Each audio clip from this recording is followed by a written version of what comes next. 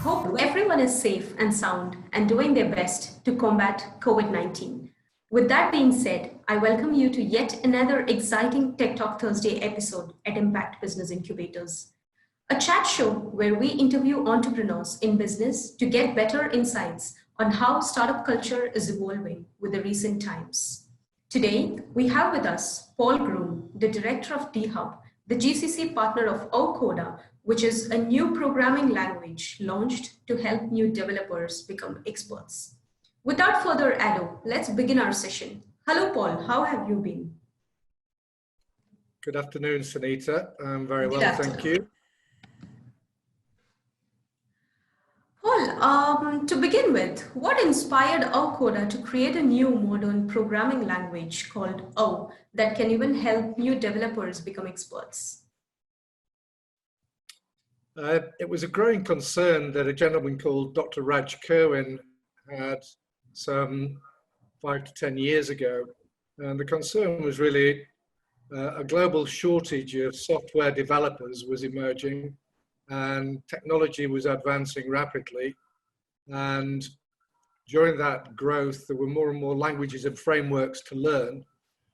And as a result, it was taking up to 2 years to gain experience to be a junior developer. So Dr. Raj decided that a different approach would be beneficial, that would help grow the developer community, to enable them to code in one language, and a language that could handle all platforms and technology stacks, and to do that with fresh and less experienced staff. So he created a very tall list of objectives, but that's how O started. Well, that's actually great. What background knowledge or set of skills does a learner need to have to be able to use Au? Maybe can you tell how long does it take a newbie to learn Au? Well, the background really is a degree would be helpful, although not 100% essential. And if someone was to do a degree, it doesn't have to be in only computer science. A science background would be desirable because people who've been through that, whether it's degree course or in early learning, have already developed problem-solving skills. But we're seeing more and more younger people, children, and in their early teens getting involved with artificial intelligence, robotics, and development. So it's a broad background now. If people want to learn O, then it depends on the individual, but a minimum of 80 hours, of training, and then they're ready to start on real-world development projects. Well, that's great. If I wanted to learn Au and use it, how will it benefit me compared to using other traditional languages? Well, firstly, it's quicker to learn. As I mentioned, 80 hours of training as a minimum is a great start point.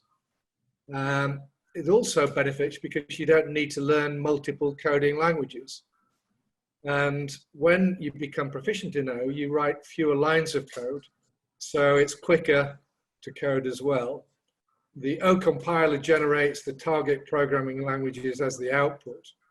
So O is really a universal translator for code, like going from English to Arabic to French to German.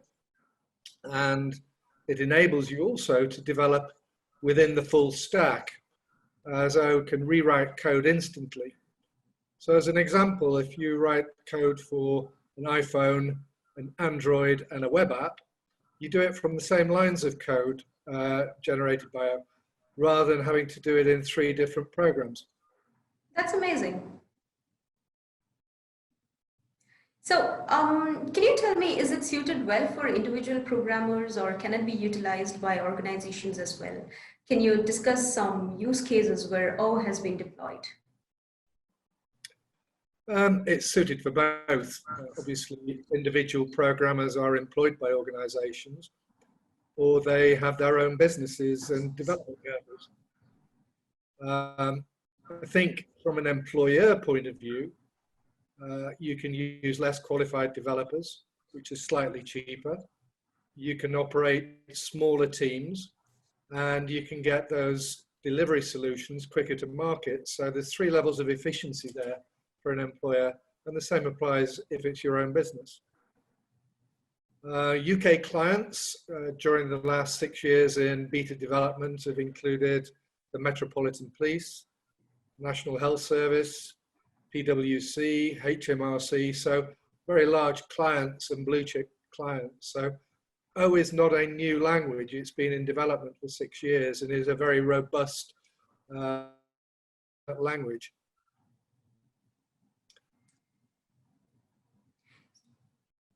Yes, Paul. So once I've registered to learn Au, what benefits do you provide? We provide all the training. So the 80 hours that I mentioned is online through tutorials. Plus, we will provide live training sessions, whether that's through Zoom or Discord channel, and we'll start those in May. We'll also provide a Slack channel support for individuals to ask personal questions in their development training. And we're also looking to research and provide a local venue training support mechanism. And finally, OTV will be launched either at the end of April or early May, which will mix not only training support, but with a bit of fun as well. Well, that's great. As the GCC partner of Au Coda, what's Dhu3's strategy to build a network of programmers or developers in the region? I think first of all, I'd like to say that we're very proud to be launching Au in Bahrain as the first international market. And the reason that we chose Bahrain is that it's got a very robust and professional ecosystem and support for startup businesses and for individuals. So it made a perfect place. So we've worked very closely with the EDB, with Tamkeen, with the AWS, the BCCI, and many others, including the National Space and Science Agency. And we're also working very closely with the leading educational establishments and the Ministry of Youth and Sport to identify new training opportunities for both graduates and job seekers. And finally, we created an event called the Bahrain Bash, which starts at the end of April, which will be bringing together businesses, employees, and job seekers together on a development program through the course of the summer, culminating in finalized projects in September. Well, so we'll be looking forward for Bahrain Bash. Absolutely. People usually do not adapt to changes very soon, right? So considering Au to be a new programming language and the ongoing impact of COVID-19, how receptive have the people in the region been towards learning Au? I think naturally we see younger people are much more receptive to change, to new technology, and especially if that technology is a disruptor, which Au definitely is. However, I do think that the COVID-19 crisis and people working from home is providing individuals and business owners and governments with more time, and they're utilizing that time to rethink and define what the new normal is. And as a result, there is a paradigm shift in how Au is enabling software development to be brought in-house with existing staff rather than use offshore development houses. And a major benefit now is that a lot of the companies in Bahrain are working with us to train their staff. So from education to health to workplace environments and practices, all will benefit from using this additional time and a new technology like Au. Well, do you wish to say something to our viewers? Maybe any online sessions being planned? Yes, I think what I'd like to say to your audience is that time is one of our most valuable commodities. And as we now have more of it, it's what we do with that time and how we use it wisely.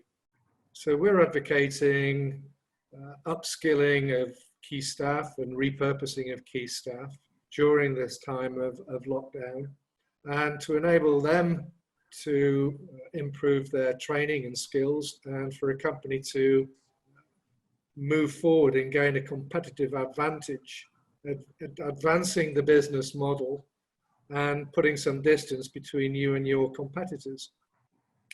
So to help that and to energize that process, we're providing 3 free webinars, the 15th of April and the 20th of April, for business owners and individual entrepreneurs, SMEs and startups. And then on the 21st for job seekers who want to research and consider software development as a career path. So if any of your listeners and network are interested, then please contact Impact for details. And finally, I think it is important that the whole of the community comes together. As we go back to work and we optimize performance, this will be the key driver for economic recovery, not only in Bahrain, but also around the world. So I would encourage you and please join the Bahrain Bash, upskill, repurpose key staff, and essentially think global but support local, and internalize your software development processes. So I wish everybody well, stay safe, and thank you for the time to talk to you today, Sunita. Well, thanks a lot, Paul, for your valuable insights. It was indeed a pleasure to have you on our show. And a big thank you to all our listeners for your time and support. Subscribe to our channel, Tek Tok Thursdays at Impact, and leave your comments on what new topics and content would you like us to come up with within our coming episodes. Stay tuned, stay home, and stay safe.